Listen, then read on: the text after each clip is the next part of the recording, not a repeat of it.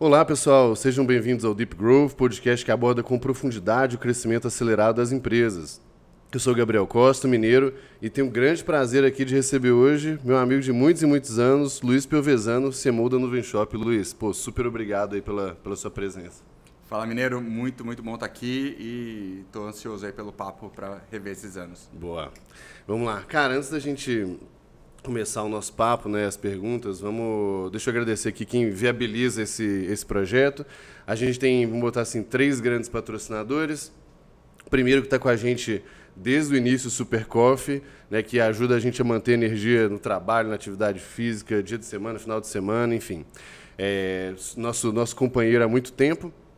Um detalhe bem interessante, que agora o Super Coffee lançou um plano de assinatura, que além de você não ter que preocupar de ficar comprando chegando na sua casa, tem uma pancada de benefício, tem brinde exclusivo, então vão lá para conhecer, beleza? Segundo o nosso patrocinador aqui é a Swile, que era a antiga Vi Benefícios, né? E que é uma empresa que oferece uma experiência em benefícios corporativos, e está tanto aqui no Brasil quanto na França, em mais de 100 mil empresas, então é um negócio super legal. Inclusive, a gente está no escritório deles aqui em São Paulo, então mais um agradecimento. E o terceiro, que não é um patrocinador, mas é a gente mesmo, GLA, só lembrando o pessoal que a gente tem uma plataforma agora, né, de educação, super acessível. No momento que eu estou gravando está R$ 49,00 por mês, pode ser que, né, no futuro esteja mais, mas ainda assim a ideia é manter um negócio muito democrático, com aula, curso, comunidade, tudo para quem quer aprender growth, não importa se está no início, está começando ou se está mais avançado. Beleza? E um último agradecimento aqui à Olá Podcasts, que é a nossa parceira também desde a primeira temporada. Feitos os jabás aqui, vamos lá. Cara, para quem não sabe, a gente estava fazendo essas contas de padeiro, a gente tem uns 11 anos, no mínimo, aí, que a gente já se conhece.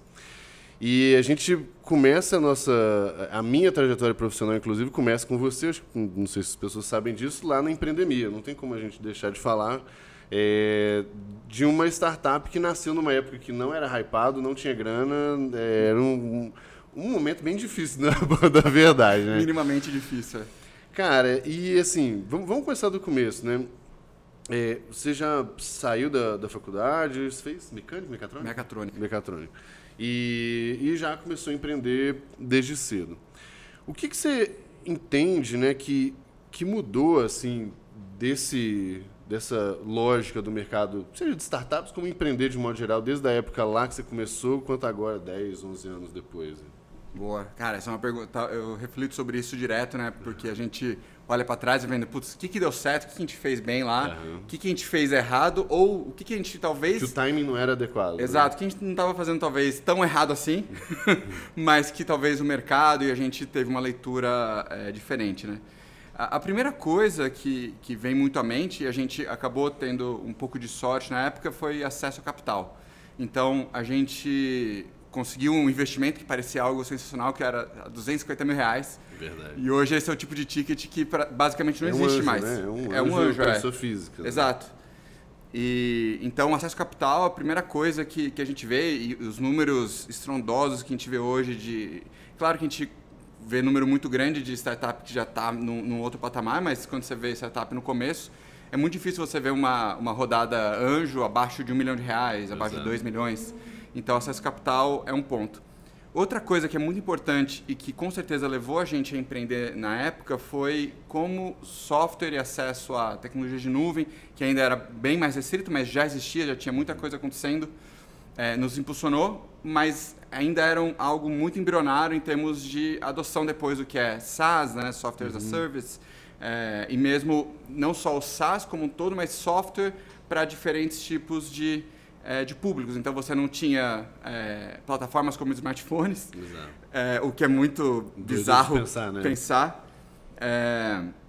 Você não tinha pessoas físicas comprando software, uma época que não tinha Netflix no Brasil, por exemplo, que talvez tenha sido o primeiro SaaS de muita gente por aqui. Isso foi lá para 2013, 2014.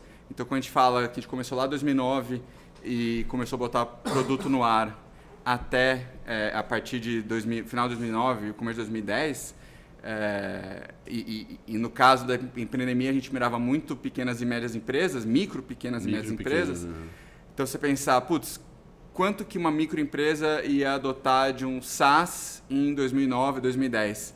Então, essa loucura Cara, já vinha daí. Isso é muito louco, porque muito do que eu peguei na RD, assim, né, nos próximos anos, e quando eu saí da RD foi em 2018, que eu fiz o Lite, que é aquele produtinho de entrada, de marketing digital e tal.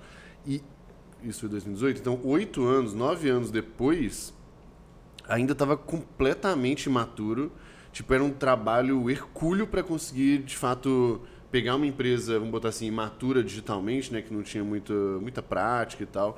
Então eu também reflito nisso e eu falo assim, cara, tem coisas que realmente é mais timing do que qualquer coisa. E para mim, eu acho que tem a ver com essa maturidade, tem a ver com até os empreendedores entenderem o papel do digital, da internet, e aí tanto para venda quanto para eficiência, né, interna, de fazer melhor os processos e tal. Então, eu também reflito bastante sobre isso, e mais numa linha do tipo assim, cara, que massa que a gente estava pensando nisso há 10 anos atrás, mas que pena que a gente estava pensando nisso há 10 anos atrás. Exato. Sabe? Tem um outro fator aí que eu acho que faz sentido também falar, Mineiro, que é o quanto você está num processo crítico para o empreendedor ou para a pessoa que você está mirando vender, né? Então, no Empreendemia, a gente pivotou um monte de vezes, o que era algo que ninguém não tinha esse nível de conhecimento hoje, né? Aliás, educação e acesso a conteúdo, para mim, é outra coisa que mudou. O próprio GLA, acho que é a cereja do bolo aqui, porque o fato de existir um business em torno de educar pessoas em como levar a metodologia de growth para frente, de pensar produto junto com o crescimento, enfim, isso para mim já é um outro sinal de como o mundo avançou. Mas a questão de entrar no processo crítico, ela é muito importante. Então a gente estava resolvendo uma dor que para a gente parecia grande, mas não era. O cara não ia morrer, a empresa dele não ia morrer se ele não fizesse. O consumidor, eventualmente, startups que com certeza existiram naquela época que tentaram atingir o consumidor final, também não devem ter seguido por conta disso. Aí, quando eu faço o paralelo, que a Nuvem Shop ela começou em 2011, mais ou menos nessa época. Por mais que tenha começado na Argentina, desde 2012 a gente já estava no Brasil também. E aí a grande diferença era o pacote básico lá, era um SaaS, sempre foi um SaaS, só que para você vender mais. Então, para você, cara, coloca a sua cara no mundo, no digital, e começa a faturar a partir disso. Sim. Isso é crítico. Por mais que não tenha explodido logo no começo, obviamente, porque o digital também e e-commerce... Exato. Mas já era algo crítico. Então, a Nuvem, como empresa e como produto, conseguiu construir e estabelecer a partir disso, porque está num processo extremamente crítico de qualquer empresa. Na prática, né, eu acho que tem acho que toda vez que eu estou pensando, seja algum produto ou alguma coisa assim, eu olho essa criticidade e eu acho que a pergunta é muito simples que a gente tem que se fazer para medir esse grau, que é: eu ajudo essa empresa diretamente a ganhar dinheiro ou parar de perder dinheiro? Ponto. Mas diretamente. Não é tipo assim, não, porque eu vou fazer um negócio que vai treinar uma pessoa, que vai fazer não sei o quê, né, que lá... Quantos graus, né? Que no fim do dia vai trazer mais dinheiro. Não, isso não resolve, né? Não é essa dor tão latente aí. E eu acho que faz todo sentido, assim. E a gente vai entrar um pouco no Nuvem Shop e a pandemia eu acho que foi um tapa na cara de muita gente que estava postergando uma coisa óbvia já nesse sentido, né? Mas já chegamos lá. Esse ponto da educação que você falou, eu acho que ele é bem importante e toda a tese do GLE é exatamente essa. Porque uma coisa que acontece agora também, e eu não sei se você concorda, é que agora a gente começa a ter gerações, né? Eu começo a ter uma segunda ou terceira geração de gente bem-sucedida, que fez um negócio, que está aportando capital, que entende o game, que está replicando um negócio que já tomou porrada, já fez de novo. E que na nossa época não tinha, né? Tinha muitos empreendedores bem tradicionais, bem-sucedidos e tal, mas eram pouquíssimos os casos já lá em 2010 de empreendedor serial, por exemplo, né? Muito, muito raro, ainda mais em tecnologia e tal. E quando a gente cria, inclusive essa plataforma que eu falei porque o GLA ele nasce como um negócio bem premium, assim, ainda existe, mas quando a gente viu o poder que a gente tinha de levar a educação barata, acessível, de qualidade, principalmente por quem estava na linha de frente das coisas, a filosofia era exatamente essa. Falei assim, cara, a gente tem um tanto de gente aqui que já fez isso, pelo menos um pedaço dessas coisas algumas vezes, e vamos tentar democratizar um pouco, facilitar um pouco a vida das pessoas, né? E, beleza, acho que a gente falou das coisas que evoluíram, assim, mas o que ainda continua muito, muito imaturo? Cara, um ponto que com certeza a gente vê bastante é o quanto que o empreendedor inicial, principalmente quando é jovem, principalmente como a gente começou lá, né?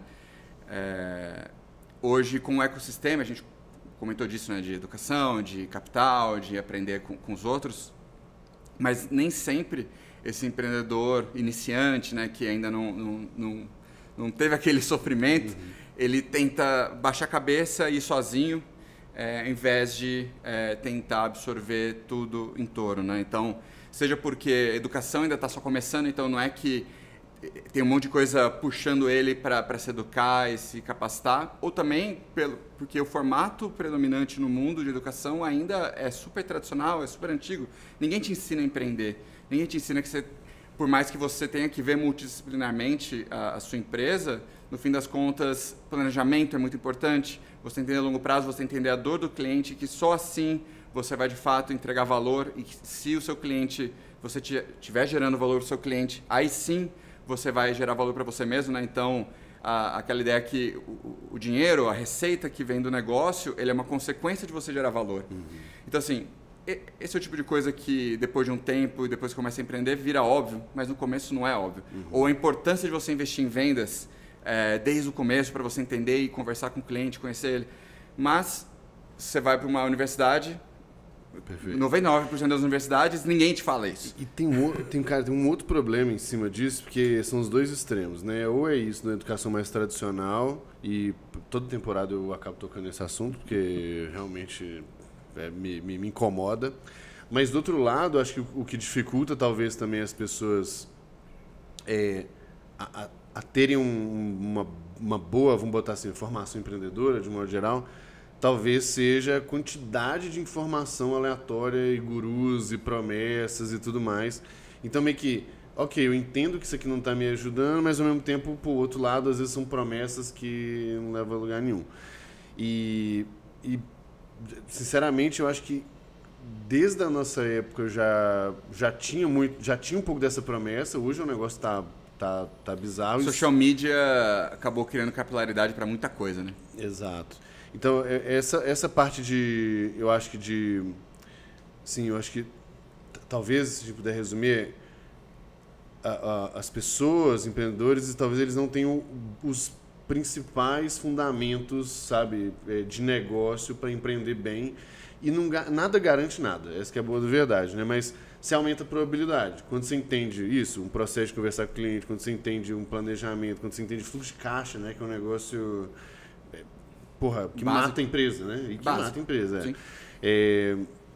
Talvez essa lógica de educação seja esses fundamentos seja um negócio importante. E tem uma métrica muito, muito importante sobre isso, né? Que é o percentual de empresas que falem depois do primeiro ano, depois dos 5 anos, na verdade tá estável se não estiver piorando. Sim. Então, assim, nada está melhorando, né? Todo esse aprendizado que a gente está tendo não está tendo efeito, porque esse efeito depende da educação de base. A educação de base, infelizmente, não é onde é o mais fácil de chegar, é o mais fácil de mudar, porque o tradicional é o que o mundo sabe fazer, é o feijão com arroz, fazer um feijão com arroz lá meio anêmico, né? Então, assim, é complexo mudar isso, e por isso que mesmo uma universidade, um curso de administração, não vai ensinar a empreender, vai ensinar algumas coisas separadas que podem ajudar a pessoa a usar melhor, mas no fim das contas, donos de negócio, empreendedores, são muito mais especialistas de uma função. A gente falava isso muito no Empreendemia, né? A gente também tentava construir muito conteúdo para ajudar o empreendedor e levar algo mais mastigado, porque a gente falava, o cara não é especialista em gerir o negócio. Ele é especialista em fazer aquilo que ele vende, sim, mas não em ter o negócio. E acaba acontecendo isso. O resto é só um mal necessário que precisa ter para ele fazer aquilo ali, né? Boa. E antes aí da gente passar para a Sensidia, que eu acho que foi um negócio bem interessante também, o que você entende que foi, não sei, um grande aprendizado daquela época que você carrega até hoje, assim? No meu tem claro, depois eu falo. Vai o seu aí primeiro. Cara, Acho que todos os fundamentos que a gente acabou de falar são coisas que, por mais que a gente achasse que a gente soubesse antes, a gente aprendeu lá muito mais forte. Mas acho que, principalmente, e a gente fala, o mundo fala muito de growth, e obviamente o GLA fala muito de growth, eu acho que esse é o principal direcional que a gente tirou de lá, né? Que é como que você consegue fazer mais rápido, aprofundar numa coisa só, aprender rápido, e esse aprendizado, seja ele porque você acertou, porque você errou, mas principalmente porque você vai acumular mais aprendizado em cima de erros, e aí para você poder fazer melhor, isso traz muito mais resultado do que você acreditar que tem uma bala de prata que vai te fazer explodir. Então, crescimento incremental em cima de muito aprendizado, de muito teste, de falar com o cliente, de botar coisa na rua, de ouvir, de tentar coisas diferentes. Mas como esse processo de growth, né, esse mindset de growth, ele acaba influenciando qualquer parte do negócio, e não só marketing, não só aquisição, não só produto.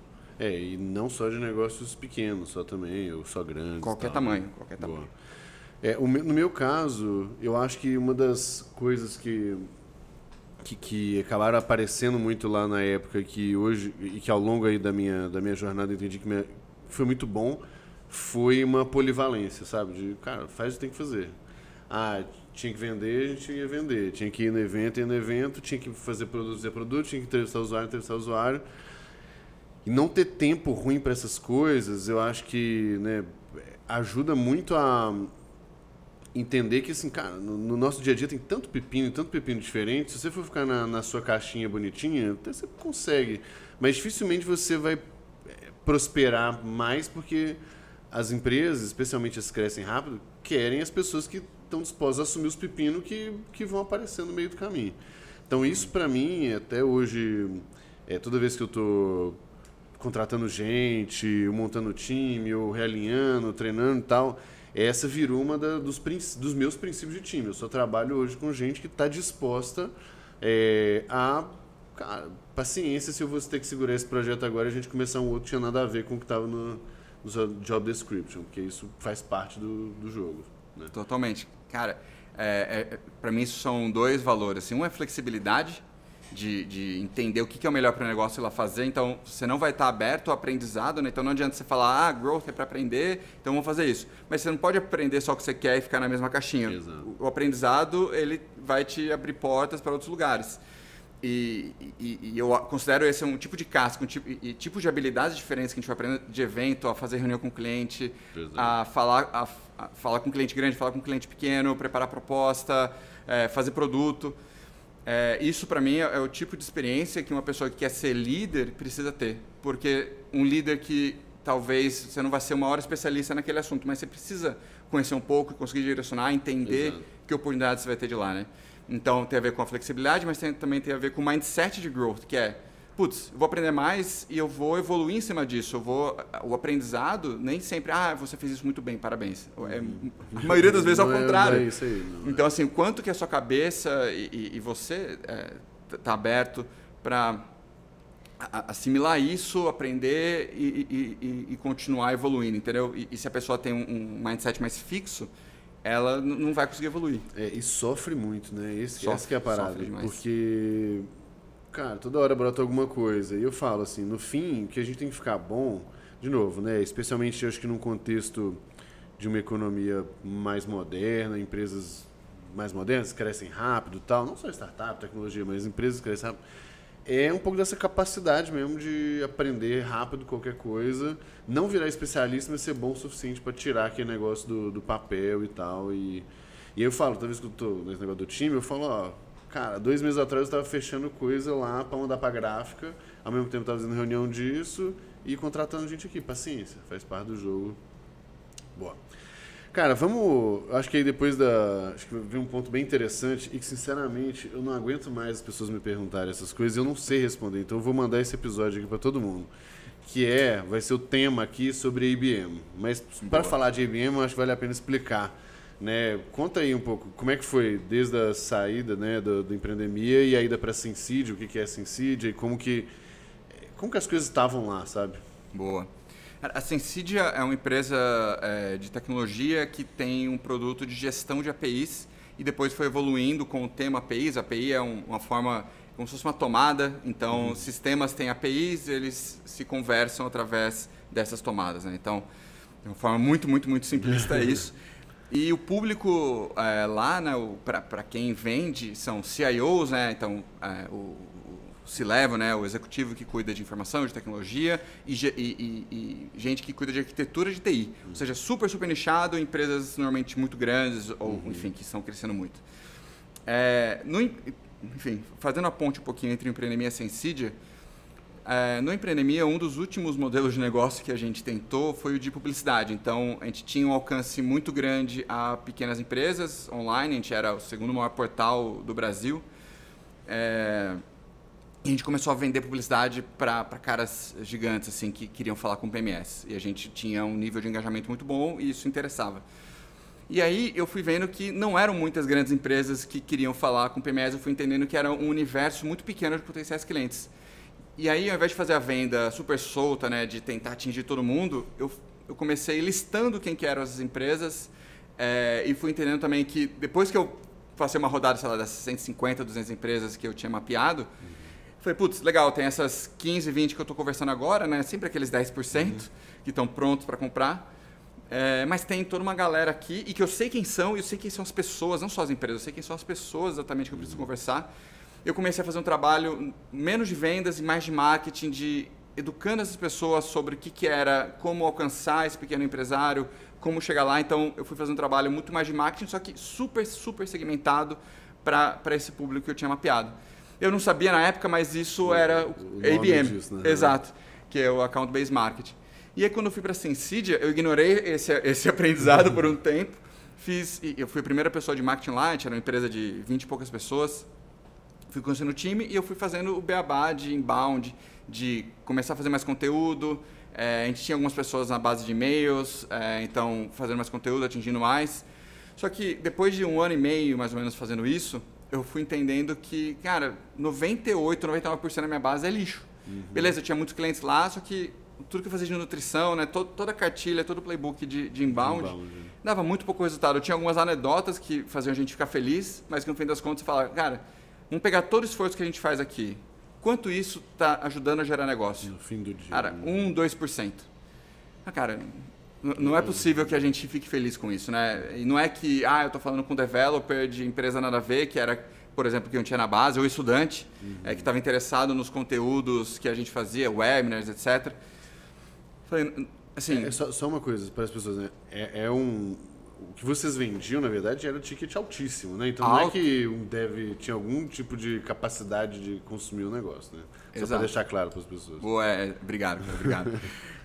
Então, assim, o dev, se a gente for pensar numa estratégia de 10 anos, putz, talvez esse dev chegue numa empresa grande um dia, que talvez vire gerente. E aí sim, o fato dele conhecer o nome Sensidia e saber que a gente manja muito de API, vai causar uma compra. Talvez cause uma compra. Ótimo. Esse é um trabalho de branding super longo prazo e que, putz, você tem que fazer isso? Tem, mas esse deveria ser o 2% e não o 98%. Sim. E no máximo 2%, assim, exagerando.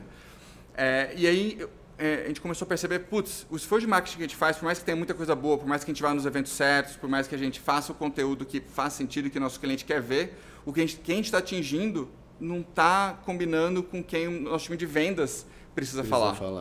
E aí o ticket alto tem a ver exatamente com esse universo de clientes. Pelo ticket ser alto, pelo fit do produto também ser super específico, eu entendi lá, sei lá, 2016, que tinha um universo de clientes muito pequeno. Mesmo se olhasse olhando só Brasil, que era onde a gente atuava na época só, a gente viu que tinha entre 1.000 e 1.200 clientes, sendo otimista, mas se a gente fosse fazer uma separação dessa base, tinha lá uns 200 a 300 que faziam muito sentido.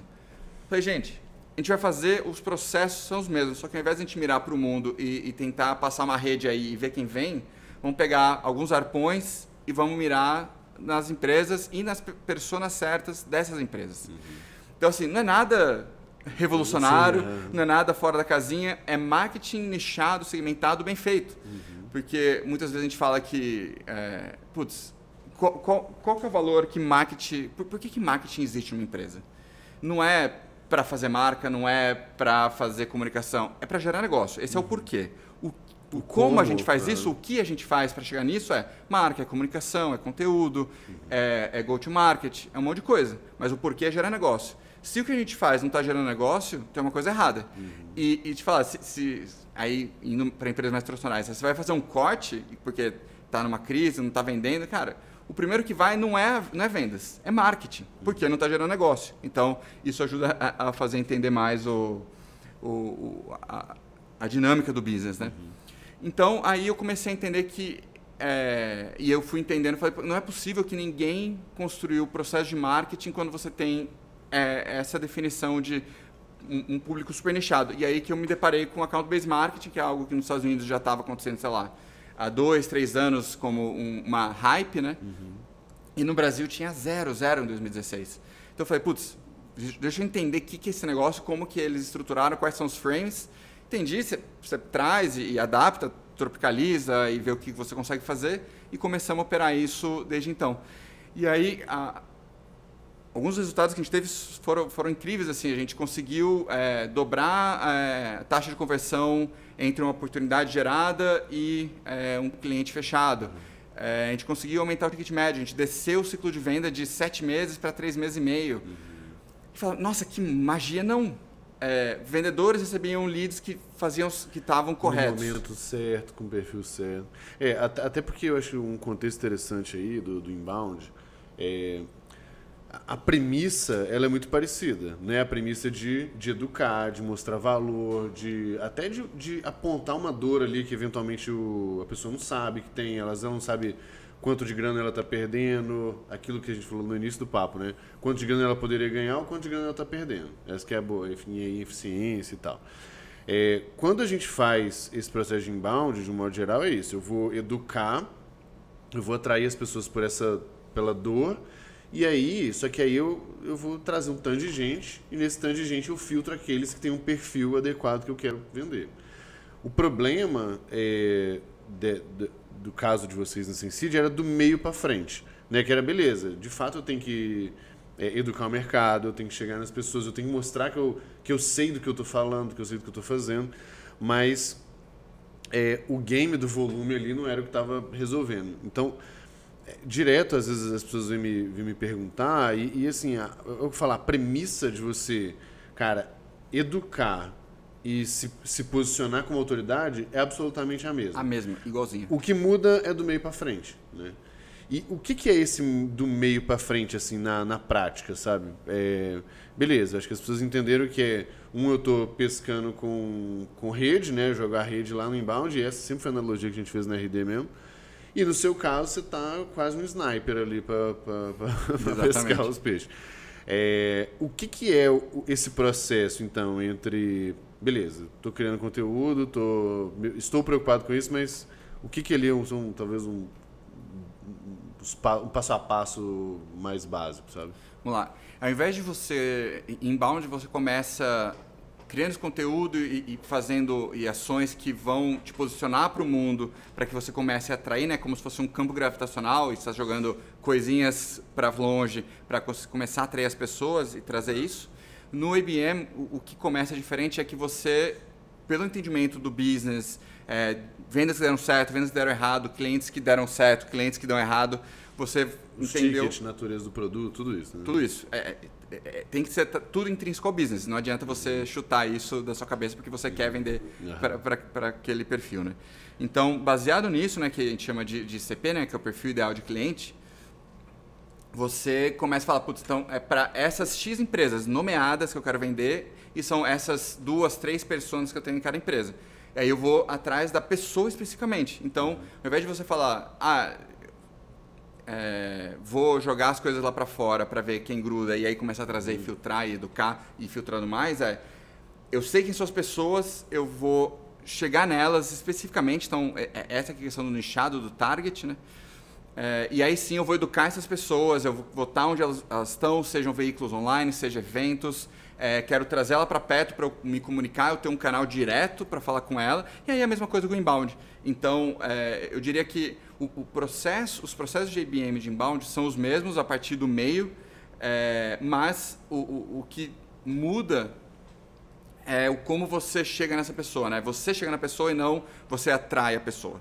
Eu acho que esse é o principal, né? Aí o dia a dia como que é? Você vai fazer conteúdo focando nessas pessoas. Sim. Vou usar primeiro de uma maneira mais exclusiva, depois eu solto para... Porque o inbound não deixa de ter retorno, né? Vão ter pessoas que você não mapeou. O seu mapeamento nunca vai ser perfeito. Então você vai começar a soltar e ajudar com que isso também atraia. Se isso funcionou para a pessoa que você mapeou e deu certo e virou cliente, você botar isso no mundo, né? Seja imprensa, seja no seu blog ou YouTube ou qualquer lugar que faça sentido com o seu público, vai ajudar a atrair outros que você não tinha previsto. Por duas coisas, né?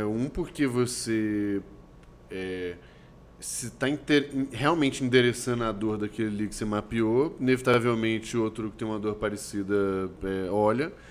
E muitas vezes o fato de você ter vendido, e especialmente no caso aí de vocês e do IBM, como são contas grandes, sei lá, quem que era um cliente de vocês? Cielo, Natura. Cara, essas empresas não vão contratar uma empresa de fundo de quintal para fazer um negócio tão importante para elas, né? Então, beleza. Quando esse cliente que eventualmente não está mapeado enxerga isso, esses caras são os fornecedores dessas pessoas, beleza, você já ganhou aquela história da autoridade, da credibilidade e tal, já foi. Até um paralelo com a gente foi muito parecido assim, no GLA. A gente começa com uma lógica de começar só vender para líderes de marketing growth. Porque a gente entendia que já tinha gente fazendo muito conteúdo para todas as camadas ali, e pouca gente tinha experiência mesmo de ter expandido rápido, não sei o que e tal. Só que quando a gente faz isso e a gente passa a ter nossos mentorados, alunos, não sei o que e tal, de empresas super legais que passaram aqui, que cresceram rápido, começa a ter uma demanda muito maluca de outras pessoas, porque elas falam assim, eu quero o que esse cara teve aqui também, né?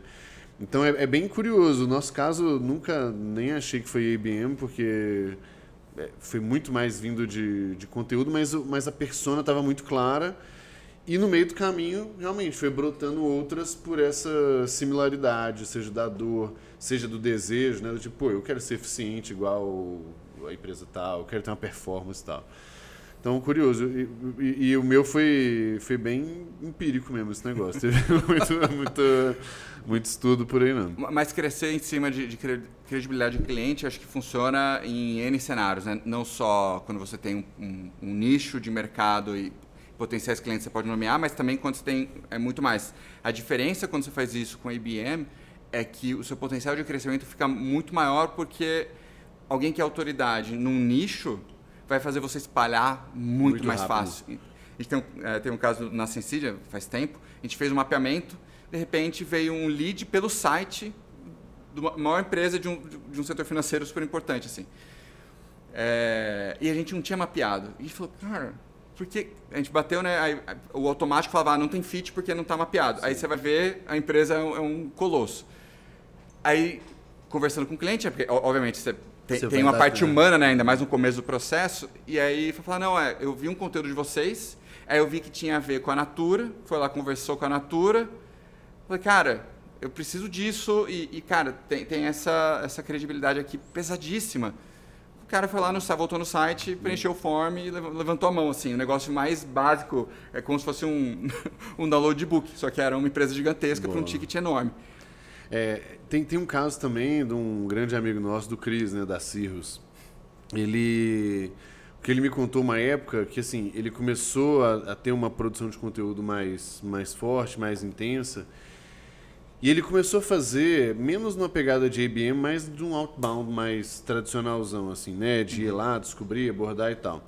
Mas uma coisa que ele viu também que foi curiosa, é que esses mundos meio que se juntando ali, por isso que eu detesto essas comparações idiotas, tipo inbound versus outbound. Por que não é trabalhar os dois juntos, né? Exato.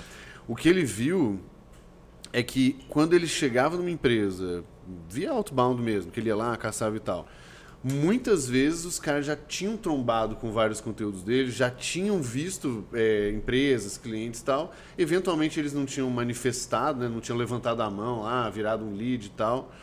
Mas isso também ajudava no processo, porque é isso, a credibilidade tinha sido construída. Então, muitas vezes a gente não precisa ficar nessa noia do tipo, se não está me gerando lead direto e batendo ali, tá tudo errado, né? Dá para calibrar bem o negócio aí, Totalmente, totalmente. Você tem que entender quais são suas alavancas de crescimento e você vai focar mais nelas. Isso não significa que você não tem que ter algumas coisas ligadas, talvez já ter o esforço de construção porque você fez um teste antes. Então, assim, na Sensi a gente fez a máquina de inbound antes.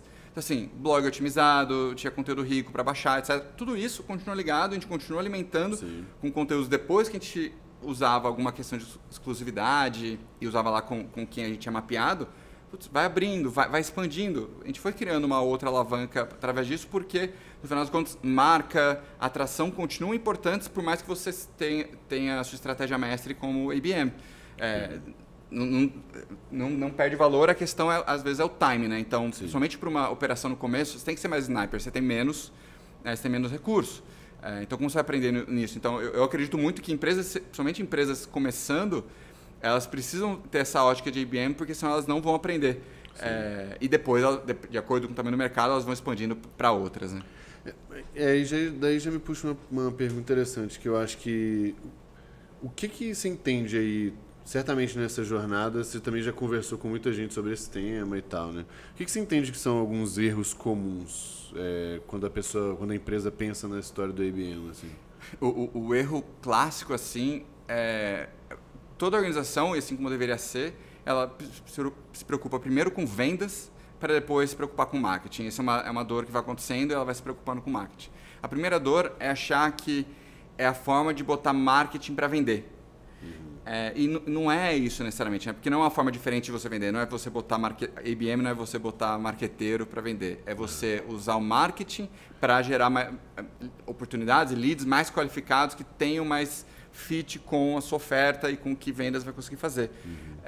Então não é ficar geração de leads, não é você trocar outbound por ABM. As coisas podem continuar funcionando em paralelo, de acordo com o tamanho do mercado e qual for a sua estratégia como um todo. Mas o principal erro que eu vejo é esse. A gente fez um mapeamento e começou a fazer outbound para o mapeamento. Falei, cara, não é isso. ABM não é outbound necessariamente. Outbound, exato. Exato.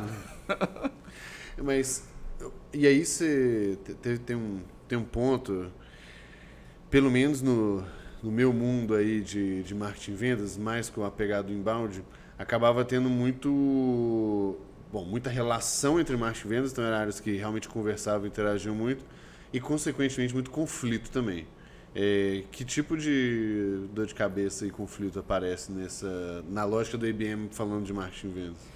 O IBM, um dos maiores motivadores de áreas ou de empresas irem para uma estratégia IBM é exatamente para resolver esse conflito. Então, na Sensidia, a gente tinha esse conflito. Gente, vocês só geram um lead ruim. Porra, eu gasto tempo aqui no lead que vocês mandam e eu sinto que eu joguei esse tempo fora, ao invés de eu falar com o cara certo.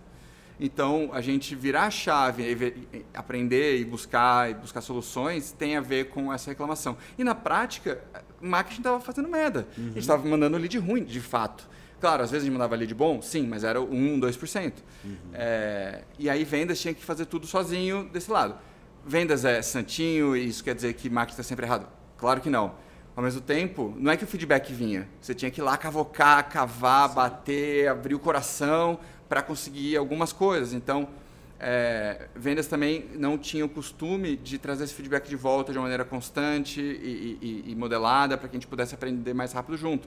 Então, a questão do IBM, quando a gente colocou lá, foi de juntar as áreas. É uma coisa só. Puta, é exatamente aí onde eu ia chegar. Porque, na prática, o que acontece é que quando você tem duas áreas, né, vamos botar assim, bem departamentalizadas, elas ficam buscando o seu ótimo, né, seu máximo local e não global. Então, o marketing vai sempre se preocupar em entregar mais leads, vai se preocupar em ter um CPA menor, vai ter um custo por clique menor. E aí, muito do que eu defendo, que foi até um pouco da história da Singu ali, quando eu conto esse caso, é que quando a gente olha tudo, talvez tinha um cara que tinha um CAC 20% maior, mas que entrega 3 vezes mais dinheiro lá na ponta, né? E o movimento recente que as empresas SaaS têm feito é exatamente de juntar, colocar o CRO, né? Que é o Revenue Officer, que na prática é alguém responsável por receita e que, na verdade, Aí tem umas que tem o CRO, CMO, tem uma que tem tudo dentro, tanto faz. Tem de tudo. Mas o importante é você parar de ter uma visão departamentalizada, e eu acho que o IBM, para ele ter alguma chance de funcionar, isso é uma das premissas já, né? A coisa já precisa estar bem alinhada desde o início. O inbound, como é um game de volume, de um jeito ou de outro, na marra, às vezes pode funcionar, né? Exatamente. O inbound, muitas vezes, ele serve para gerar o lead no volume, né? E, às vezes, é um jogo de volume também de você ter um time de 7 sales grande, então você precisa de volume, então você vai errar muito. E tudo bem. Mas precisa garantir que esses erros e esse entendimento do perfil vai voltar para o time poder trabalhar, porque, de fato, não está desconectado, né? É para gerar negócio, então é um processo único. O que importa é o cliente, não importa a métrica de CPC ou CPA, ou mesmo de velocidade de funil de vendas. Claro que tudo isso junto importa, mas o que importa é você trazer o cliente para dentro. E no caso da Sensidia, isso é engraçado porque não só eram áreas separadas, mas reportavam para C-levels diferentes. Uhum. Então, a primeira coisa... Foi bem simbólico para mim, porque a primeira coisa que eu falei foi Kleber, que era o CEO, eu vou reportar para o Marcílio, que é o CEO, porque ele cuida de vendas. Porque não faz sentido, a gente perde muita informação no meio do caminho, porque a gente não tem um processo bem desenhado, a gente não fala a mesma língua, tá tudo cagado, Vê se tinha esse problema, que esse é bem comum. Muitas vezes tem divergência até das nomenclaturas, né? Tipo, o que o marketing chama de lead qualificado, vendas entende que é outra coisa, aí um chama de MQL, outro chama de não sei o que, outro chama... E aí, como que você compara número? Né? Aí, tipo, o marketing tinha um número de oportunidades, venda tinha outros, né? Exatamente por ser um negócio muito separado. Né? Aí tem dois problemas. O primeiro é, se vendas não vê a importância de registrar isso para devolver a marketing, não existe registro. Então, naquela época, você ia olhar o CRM, não tinha informação, né? Então, eu queria ter só o problema de nomenclatura, eu tinha o problema de não ter o dado. E aí, esse foi o segundo passo, que é, gente, vamos alinhar tudo. Desde quem são os clientes, quem que é o cliente ideal, quem são eles, vamos nomear aqui, vamos ter o processo, né? Vamos entender, vamos conversar com alguns de novo, né? Porque a gente conversava separado com os clientes para entender o processo. Uhum. Então, a gente fazia avanços, mas em direções totalmente separadas e diferentes. Então, isso era mais um sinal que você pegava, mas a gente tinha problemas muito mais fundamentais ainda. Boa. Última, para a gente mudar para Nuvem Shop, o que, cara, sei lá, uma dica para quem está pensando em adotar essa estratégia IBM, assim, principal? Cara, o principal eu até falo, a empresa já vende, já tem cliente, já tem um histórico de pipeline, comece aprendendo daí. Então, eu falo tanto em marketing quanto em vendas, tudo que você faz tem que começar a partir do fundo do funil. E fundo do funil, muitas vezes, a partir do cliente, para depois você entender os passos anteriores desse cliente e você ir andando.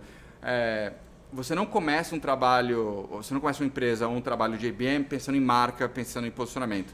Você pensa a partir do cliente, porque todo posicionamento, tudo que é tom de marca, tudo que você vai fazer depende desse entendimento.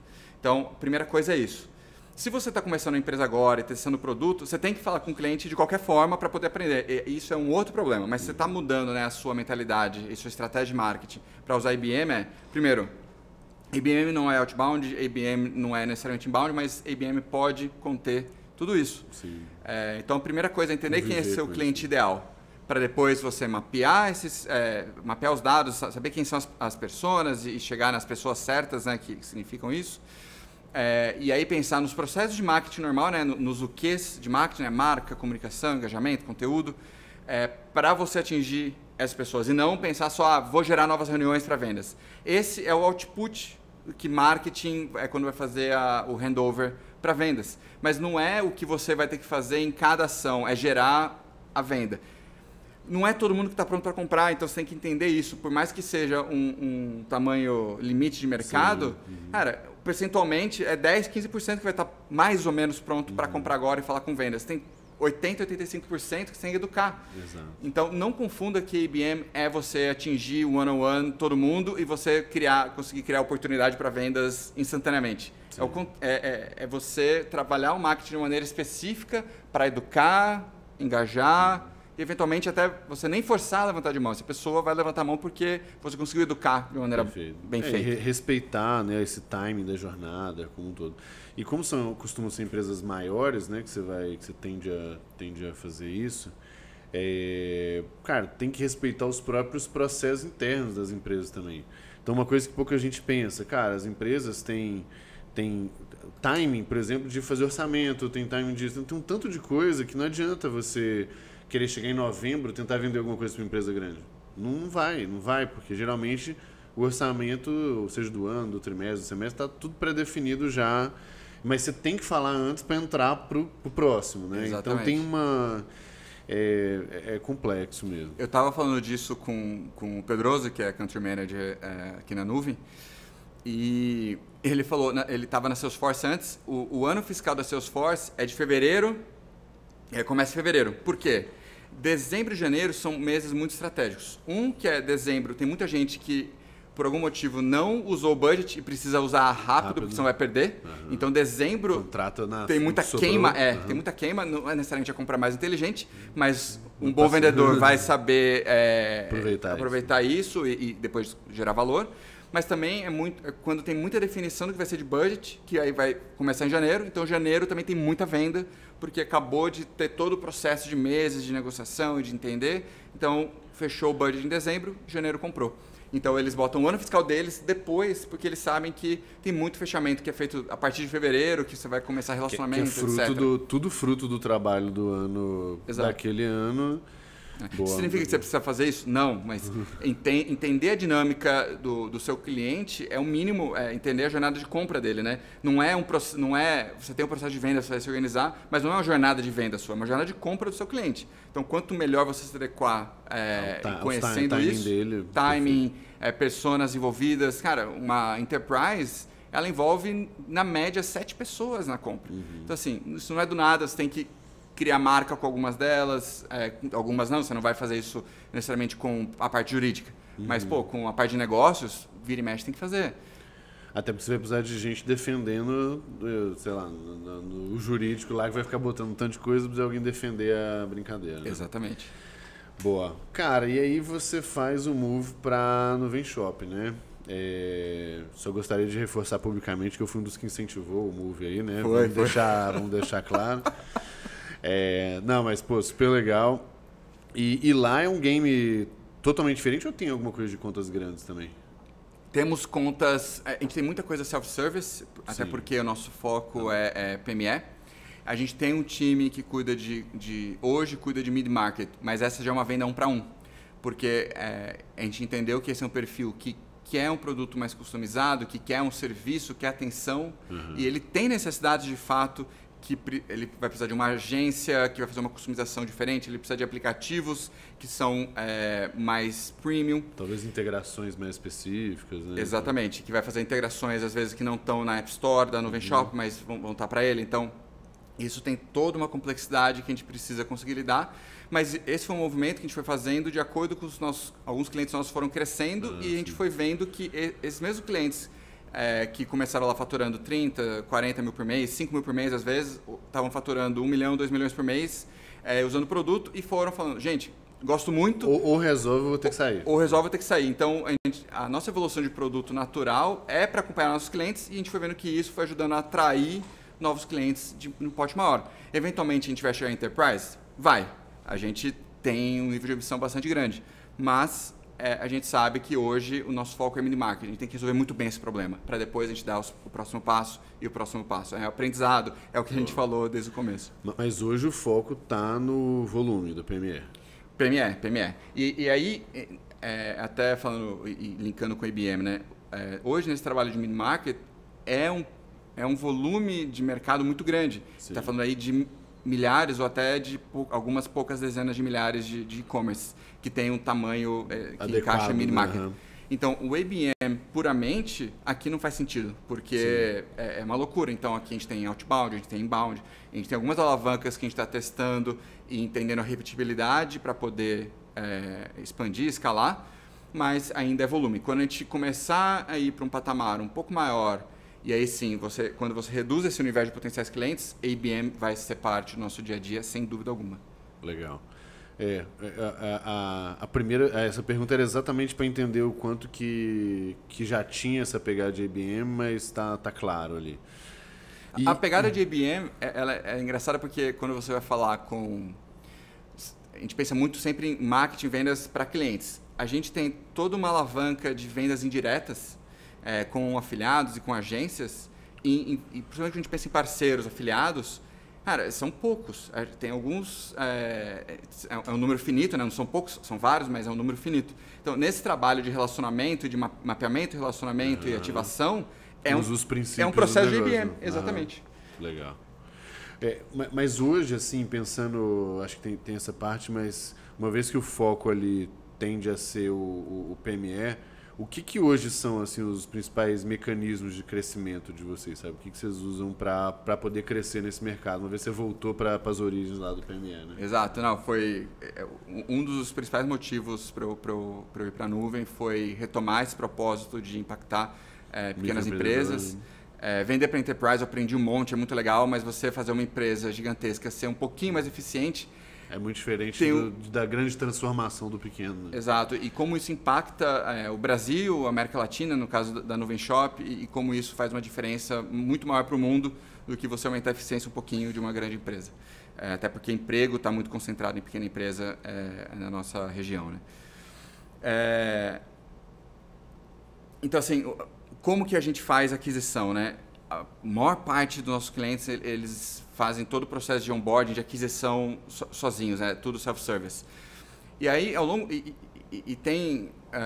por mais que a pandemia tenha acelerado a transformação digital do mundo, os mecanismos de aquisição, eles continuam muito parecidos. Não é que o mundo de como a gente adquire, como a gente chega nos clientes, mudou muito. Claro que mudou o patamar, o volume que a gente adquire, o volume de pessoas interessadas. Mas, assim, o que sempre as alavancas mais antigas que a gente tem, que hoje estão bastante maduras, a gente conhece bem o mecanismo, a gente fala que a gente alcançou a repetibilidade. Publicidade online, então, pessoas com intenção ligadas à jornada de compra, né, de quem está indo para o e-commerce. Então, termos genéricos como qual é a melhor plataforma de e-commerce, como vender online. Em paralelo a isso também, muito conteúdo, a gente foi entendendo como o nosso posicionamento orgânico ao longo do tempo, eu estou falando anos, né? Não necessariamente depois que eu entrei, com certeza muito antes, entendendo essa jornada de compra... O processo de educação também, né? O processo de educação, é inbound. Então, inbound tem um peso muito grande, principalmente essas alavancas orgânicas, tentando puxar essa pessoa que já começou a ter uma intenção, trazer ela mais para próximo. Então, é uma outra alavanca.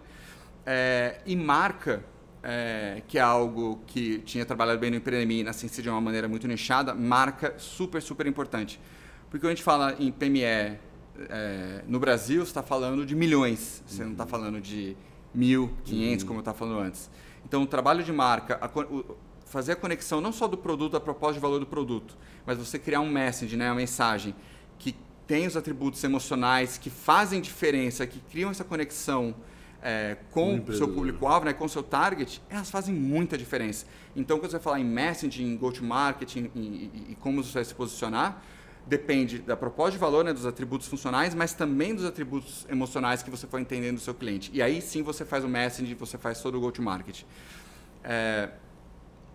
Considerando tudo isso, né, então marca também é uma outra alavanca super, super importante, que está muito mais distante do fundo do funil. Então, a gente foi entendendo formas de calcular e de entender o impacto disso que a gente estava dentro de marca, né, do guarda-chuva marca, que a gente estava apostando nas coisas certas. Então, o que é a gente ser bem-sucedido em social media? O que é a gente ser bem-sucedido com eventos, com campanhas de posicionamento e por aí vai. Então, a gente foi fazendo...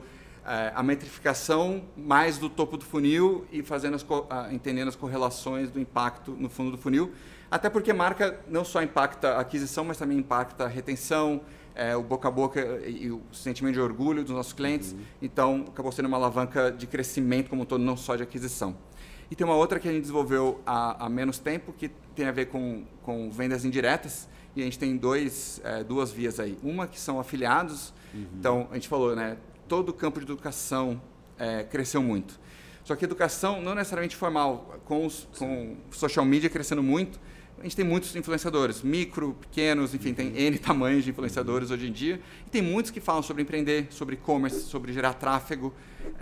E essas pessoas, a gente foi entendendo que elas querem gerar mais valor para a audiência, e a gente se conectando com elas, a gente foi começando a nos posicionar para pessoas, para audiências que têm esse mesmo interesse. Então isso começou a ser uma alavanca super interessante, super saudável de aquisição. E a outra são agências, né? Então são as pessoas que estão no dia a dia, né, lado a lado lá com empreendedores, ajudando e sendo muitas vezes operação de e-commerce ou ajudando a operação do dia a dia de um varejista ou de um e-commerce em si. E essas agências também querem gerar mais valor para os seus clientes e, claro, crescer seu negócio, né? Então, qual é a minha proposta de valor? Tanto para o afiliado quanto para a agência, para que ele nos ajude a crescer também, seja algo que seja ganho para todas as partes. O cliente, obviamente, o parceiro e também para a nuvem. Então, essa é uma outra alavanca que para a gente foi super, super importante. E tem muito a ver com uma coisa que eu vou te perguntar aqui. IRD, na temporada passada, a gente conversou com o Dé, né? Com o Dresqueira. Uhum. E lá o programa de parceiros tem uma importância muito grande também, porque enquanto o afiliado ele tem um viés, vamos botar assim, como se fosse uma revenda, né? Pura e simples, por mais que tenha a educação é um meio para a revenda, o parceiro ele praticamente ele é um prestador de serviço em cima daquele negócio. Então, muitas vezes, ele é o braço para executar o que o cara sozinho às vezes não conseguiria, né? E daí vem a seguinte pergunta, talvez a resposta esteja por aí. A pandemia, eu acho que ela escancara pro mundo, pro mercado e tal, a necessidade de digitalização, enfim, aquele papo todo que a gente já sabe. E aí, consequentemente, a gente vê uma porrada de empresa começando a criar o seu, né, saindo do varejo tradicional, indo para o online e tal. E certamente acho que vocês tiveram um volume maior aí e tal. Só que com esse volume também vem uma porrada de gente despreparada, que não faz ideia do que tem que fazer, mas todo mundo viu que o fulano, ciclano, beltrano está fazendo, que o concorrente está fazendo, e fala, eu tenho que fazer também, né? Aí, o que são as maiores dificuldades aí que as pessoas mais despreparadas enfrentam? E 2, como que vocês têm ajudado essas pessoas a vencer um pouco desse atrito inicial, natural, porque é um mundo muito novo para elas, né? É interessante, desde o começo da pandemia a gente viu um fenômeno que a gente achou que ia ser o contrário, que aumentou muito o volume de novas lojas, mas a gente começou a ter um percentual muito maior, um GMV, né, um acúmulo de vendas maior de loja, mas mais lojas vendendo do que a gente tinha antes. Ou seja, a necessidade foi um propulsor gigante e eu acho que tem 2 pontos, né? O quanto a gente estava pronto para receber essa demanda maior e que estava com maior urgência de fazer algo. Então, acho que isso acontece muito pelo produto, primeiro ponto, porque se o produto não for intuitivo para a pessoa ir lá e começar a fazer e gerar valor, não adianta. Então, você depender de educação no momento em que a chave vira, não vai dar o tempo, né? E aprender on the job vai ter vários percalços aí que talvez impactem o sucesso desse cliente contigo. Então, a primeira coisa é o produto. O produto tem que estar otimizado para que a usabilidade enfim, toda a experiência ajude o cliente a gerar valor para ele mesmo. Perfeito. Em termos de como a gente apoia, mesmo assim, né, isso não garante tudo, porque não necessariamente ele sabe vender, sabe se posicionar. Então, não só, tem toda uma parte de conteúdo e educação que a gente acredita muito, a gente investe muito, a gente quer investir cada vez mais, mas também as agências e os próprios afiliados, eles vão dando esse apoio, né? Então, eles criam escala, eles criam uma capilaridade que a gente não conseguiria sozinho. Então, por isso que o trabalho com eles, para a gente, não é aquele simplesmente daqui uma coisa e você tem essa outra coisa aqui em retorno. Vamos impulsionar o mercado para frente, vou te dar mais ferramentas, vai mais longe, vou te dar oportunidades também, vou te gerar leads para você poder trabalhar, eu vou te ajudar com conteúdos para você poder ajudar a sua audiência, independente de que loja eles têm, a entender o passo a passo de botar um e-commerce no ar. Muitas vezes, os influenciadores ou essas agências sabem muito mais de uma operação de e-commerce assim, na realidade do que a gente dentro de casa. Sim, porque eles são especialistas naquilo. Então, como que a gente usa esse conteúdo para a gente também poder espalhar? Então, a gente acaba também dando visibilidade para eles através dos nossos canais e isso vai fazendo essa roda virtuosa girar. Então... Até porque muitas vezes vai ter muito nicho, né? Pô, vai ter de repente um parceiro, uma agência que está acostumado a fazer isso para quem vende comida assim, assado. E vai ter todas as suas particularidades. Os aprendizados acumulados. Seja de uso de social para catapultar, seja de dinâmica mesmo, promoção, dia a dia, tráfego e tudo mais. Faz todo sentido. E, assim... Ainda nessa lógica de pandemia, que a gente começa a ter volumes maiores oportunidades e tudo mais, nada na vida é tão fácil assim, né? Então, a gente começa a ter também, obviamente, outros players de e-commerce também crescendo muito, também levantando muita grana. A gente vê a Vetex aí abrindo capital lá em Nova York, a gente vê... várias transações, vários M&As rolando de empresas dessas grandes comprando as pequenas e tal. E alguns movimentos também das próprias plataformas, do Instagram, do WhatsApp. E eu acho que é inevitável, na verdade. É inevitável com essa lógica de social selling, não sei o que e tudo mais. Como que vocês olham para meio que beleza, muitas oportunidades, mas muitos concorrentes também na brincadeira. Sem contar as dezenas, centenas de startups que começam a resolver um pepininho de cada vez, né? Como que vocês estão olhando para esses desafios aí? E o que mais, de repente, preocupa? Desculpa. Claro. Vamos lá. O primeiro ponto é que, independente do como o mercado está enxergando ou avançando, né, o mercado, inputs, dinheiro, o capital está andando e novas iniciativas, o grande ponto é a gente continuar resolvendo o problema do nosso cliente. Então, assim, nosso foco é sempre 100% no cliente. Então, se a gente entende a dor dele e vai usando as melhores tecnologias para resolver, ótimo. Uma parte muito importante de como a gente resolve esses problemas não é da gente fazer tudo dentro de casa. A gente tem uma estratégia, a nossa estratégia mestre como empresa é de ecossistema. Então, é como que a gente faz o core de varejo, não só e-commerce, mas de varejo, para o pequeno empreendedor, e a gente faz abrindo APIs, e voltando um pouquinho uns anos aí, e conectando com esse passado da Sensidia, como a gente abre APIs para que esse ecossistema se plugue e a gente consiga como um todo crescer, né? E eu gere valor para esse parceiro gera valor para mim e a gente cresce juntos. E os dois geram valor para o cliente, né? Exato, sempre com o objetivo de gerar mais valor para o cliente. Mas a gente não tem o anseio de fazer tudo. A gente é um dos principais parceiros do Facebook no mundo. Então, todas as novidades que saem com eles, ligadas a e-commerce, nossos clientes são os primeiros a receber.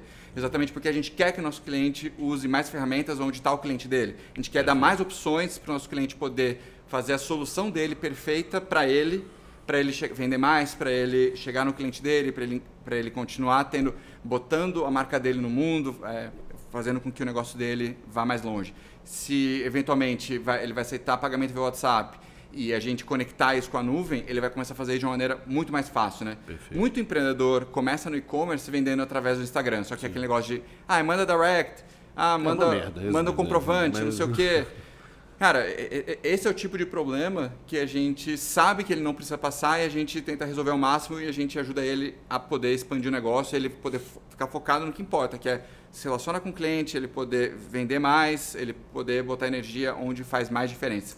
E o resto a gente resolve, seja a gente sozinho, seja a gente com N outros parceiros.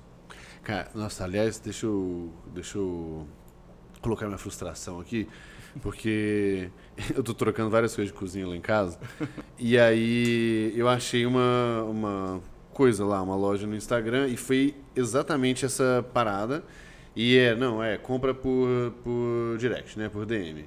Aí vai lá, ou WhatsApp, tanto faz. Aí eu vou, e aí, cara, demora, tipo assim, 3 horas, 4 horas pra eu ter uma resposta. E, por exemplo, não tem o preço. Então, qualquer coisa que eu quero descobrir, gostei do preço de um bagulhinho lá que postou, de um prato, de não sei o quê. Demora 2, 3 horas pra mandar o preço. Eu falei assim, gente, por que vocês não... por que vocês não montam um e-commercezinho, sim, pelo menos pra eu ver o preço? De repente, até pra compra final, eu faço por aí, mas... Aí, olha a resposta que eu recebi. Eu falei assim, Gabriel, desculpa, porque... a gente está com pouca gente, mas nós já vamos, por isso está demorando e tal, mas a gente está contratando mais gente para ficar atendendo aqui no WhatsApp. Eu falei, gente, mas é exatamente o contrário. Você não devia ter um tanto de gente aqui. Porque se eu quero comprar um negócio às 11 horas da noite, não vai ter ninguém aqui no negócio. E o nego tá perdendo venda. E eu falei, não, mas a gente vai... tá nos planos aqui o negócio do e-commerce. Aí eu falei, gente, em um dia vocês fazem esse negócio, na moral. É muito rápido, é muito simples. O mais difícil eles já fazem. Eles têm bons produtos, fotos, incríveis, gera desejo, tem audiência. Tem todo... Tá tudo o mais pronto. difícil tem, né? E aí eu fico até chateado com esse negócio. Eu vejo gente deixando dinheiro na mesa desse jeito. Deve ter muita gente assim, né? Muito, muito. Esse é o padrão, porque essa é a forma mais básica de você levar o varejo físico para online. Você fazer a mesma coisa, o mesmo processo, só que ao invés de você receber a pessoa na loja, você recebe, muitas aspas, a pessoa no Instagram, no WhatsApp ou no telefone, que seja. E isso, assim, é ruim, porque você sabe que essa pessoa, o negócio poderia estar num outro patamar, ao mesmo tempo isso mostra o tamanho da oportunidade que é a digitalização do varejo. A penetração do e-commerce em relação ao varejo total no Brasil é em torno de 10%. Quando você tem os Estados Unidos, que também não é super alto, hoje é em torno de 18%, e a pandemia fez esses valores aumentarem de 50% a 100% de março de 2020 para cá. Mas você tem Reino Unido, que é algo em torno de 40%. Você tem a China, que passou de 50% esse ano. Então, a gente acredita... Está muito distante ainda, resumindo. Que assim, vai ser de 50% a 60% nos próximos 5 a 10 anos. Mas que a gente acredita que 90% do varejo, na verdade, a gente nem vai mais diferenciar o que é e-commerce e o que é físico. O que a gente vai fazer todo o varejo tem pelo menos um touchpoint digital. E é isso. Então, isso mostra o tamanho da oportunidade, mas isso mostra só o tamanho da missão que a gente tem e enfatiza e me alegra pelo propósito que a gente tem, que é, cara, tem muita coisa para fazer, tem muita gente para educar. Então, e aí, voltando lá para o comecinho, né? Educação é uma parte que faz muita, muita diferença. Então, não só a gente investe muito, mas a gente também tenta fazer com que nossos parceiros também investam muito em educação, porque a gente sabe que tem muito mais para alcançar. E quando você fala de educação, não tem como você também juntar com marca, né? Quando você começa a falar, botar o nome Nuvenshop mais para longe e associar isso a e-commerce e ajudar as pessoas a entenderem o que é e-commerce e como isso se difere, né, do processo do varejo físico tradicional, a gente vê que a gente está fazendo o mercado crescer também. Não é simplesmente a gente quer crescer, é super ambicioso, o negócio tem que dar certo, mas como que a gente está levando esse propósito mais para frente. Muito bom. Cara, pra gente fechar aqui, o papo tá bom e a gente poderia continuar, ainda mais com uma cervejinha aqui, né? Que não tem, né? Tudo bem. Tá muito cedo ainda? Tá cedo ainda. São 10h30 da manhã aqui, do sábado. Então a gente segura. Cara, 2 perguntinhas aí, sendo que a primeira você vai até onde puder ir, tá? Tá bom. Mas a Nuvenshop acabou de levantar uma grana, né, muito grande e é muito bom. Eu adoro ter amigos ricos.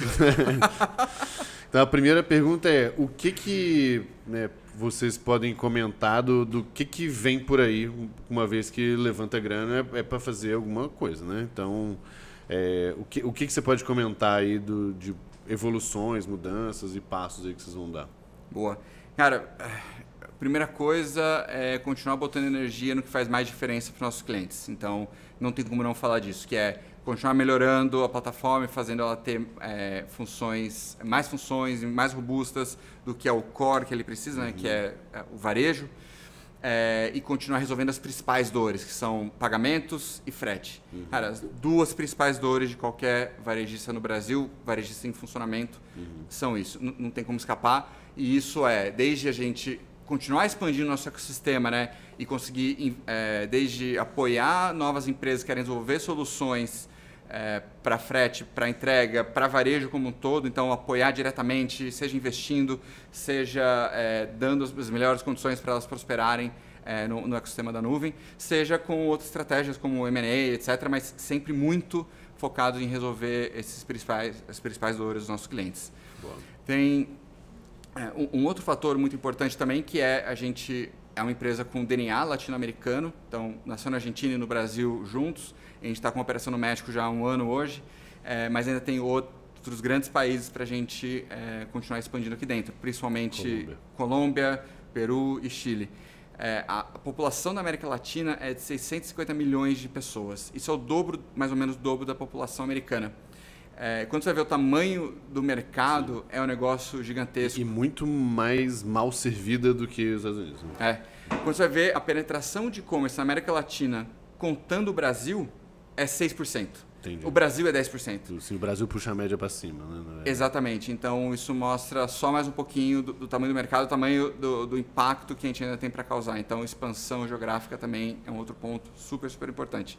E aí, continuar as iniciativas que a gente já tem principalmente de educação e de conseguir estar mais próximo do nosso cliente no começo da jornada. Então, esse é um outro ponto para a gente vital. Boa. Então, é isso. É fazer mais e melhor o que a gente já faz hoje. Menos a roda, boa. Cara, é muito do que eu defendo, né? Que eu falo do método ACF lá, do arroz com feijão. É isso, né? Não tem por que, às vezes, ficar reinventando a roda, sendo que tem muito do básico ainda para ajudar muita gente e tal. Muito massa.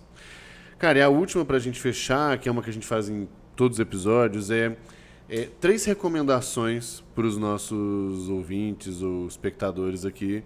E aí pode ser conteúdo, pode ser gente para seguir, mas 3 recomendações de coisas para aprofundar em algum assunto. E aí pode ser sobre empreendedorismo, pode ser sobre ABM, pode ser sobre e-commerce ou pode ser um de cada um, tanto faz. Então, você manda, pode ser gente, pode ser curso, pode ser vídeo, pode ser, tanto faz. Vamos lá. Primeira coisa, investimento em educação nunca é demais. E tem investimento, veja como tempo ou como dinheiro. E em tempo, se você investir dinheiro, você vai precisar investir tempo também. Não tem, como a gente falou no começo, não tem bala de prata para nada. Uhum. Então, investir em educação. Investir em educação, seja para você aprender mais coisas, porque, para mim, a questão do ACF não é só de você executar algo que é a essência, né, que está ligado ao cliente, à dor, e fazer mais e melhor do que a gente está fazendo e aprender mais. Mas também tem a ver com que, provavelmente, o que você está pensando agora, o problema que você está tendo, alguém já teve. Uhum. Sim, muito provavelmente isso está documentado de alguma forma, seja de graça e você vai conseguir lá, investindo tempo, você vai conseguir absorver muita coisa, seja chamando a pessoa para conversar, ou mesmo pagando algum curso, alguma coisa para você poder resolver. Então, para mim, esse é o primeiro ponto de educação. Tem um segundo ponto de educação que lembre que seu cliente, por mais que ele seja o perfil ideal, não necessariamente ele vai estar pronto. Então, você entender que a jornada do seu cliente, a jornada de compra, passa por educação, é muito importante. Então, investir em educação não só para você, mas também no seu business, né? Você entender que o seu cliente está passando uma jornada de aprendizado e você apoiá-lo nisso vai impulsionar não só os seus negócios, que é seu principal objetivo, mas vai impulsionar a sua marca, porque você vai conseguir mais engajamento, vai conseguir gerar mais valor para o seu cliente sem ser vendendo para ele. Puta, é um negócio sensacional. É assim que você começa a gerar atração. Então, educação acho que é o primeiro ponto. Um segundo ponto que aí eu gosto de puxar sempre um pouco para marketing e vendas comece pensando sempre a partir do seu cliente. Então, e a analogia que eu fiz agora há pouco, né? Tudo que você for pensar, pensa a partir do fundo do funil. Eu vou estruturar minha área de marketing. Então, sou a primeira pessoa de marketing aqui nessa empresa, eu acabei de entrar e vou lá começar. Vou começar por marca, porque eu quero criar o tom de marca primeiro. Vai dar errado? Não sei. Mas a chance de dar certo é menor do que se você começar lá pelo fundo, entender o processo comercial, entender quem usa e subindo, entender geração de demanda, para depois você começar a entender a geração de leads, para você começar a entender branding. Até porque provavelmente já tem uma demanda reprimida do negócio, né? Já tem gente disposta a comprar e pagar e tal. Né? Exatamente, exatamente. E a última? A última. Então vou te guiar aí. O que você. Porque eu não aguento mais responder essa pergunta. O que você recomenda para as pessoas que querem aprender ABM? Tipo, uma fonte, um livro, um curso. Aliás, vamos tomar vergonha na cara e fazer o curso de ABM no GLA? Vamos lá? Vamos. Compromisso público aqui do negócio? Porra, o nego me pede demais, não aguento mais. Né? Tiago Reis também tá batendo em mim para Não, mas eu sou muito mais seu amigo, eu sou seu padrinho de casamento. Exatamente. Não, se eu for começar a resolver, tem que botar essa priorização. Exato. Você seria meu tirar, entendeu? Exatamente. Vamos lá, ABM. Tem algumas fontes. Se procurar IBM no Google, você vai achar conteúdos em português hoje já bastante legais. No YouTube tem uma palestra minha no Superlogic Experience de 2018, que é super legal, é bastante acessível. Eu tenho um Medium que tem alguns artigos e tem esses links para vídeo ou para webinar que eu fiz, então lá eu acabei concentrando um pouquinho de conteúdo. E também lá eu coloco algumas fontes, então, e a maioria é de fora. Então tem uma que chama Terminus, com U no final, Terminus, que eles têm podcast, tem blog, tem e-book, tem muita coisa, muito legal. Tem uma outra fonte de conteúdo muito legal que chama Engagio, que é Engagio. Foi comprada por uma empresa que chama Demandbase, que também tem muito conteúdo. Então, essas fontes em si foram as minhas principais para eu entender mais e fui entendendo, seja indo em evento como o Inbound do HubSpot ou mesmo no RD Summit, fui entendendo empresas que tinham um universo de ABM e que faziam sentido, e fui entendendo como que eles estavam fazendo e fui conectando pontos. Mas hoje já tem muito mais esses conteúdos prontos e, enfim... Começa googando, o resto você vai indo de acordo com o que faz mais sentido. Boa. Animal. Bom, eu vou... Essa palestra Superlógica é o que eu costumo indicar lá nos grupos e nas coisas. E aqui, então, na descrição a gente acumula ali um pouco dos links. Boa. Show de bola. Bom, a gente tem mais alguns minutinhos aí do extra que vai lá para a plataforma, mas vamos fechar aqui o público por agora. Cara, super obrigado aí pelo papo. Tinha tempo que a gente não conversava por causa dessa pandemia aí, então foi bom para a gente botar um pouquinho do papo em dia também. Valeu, velho. Obrigado. Muito bom. Valeu, pessoal.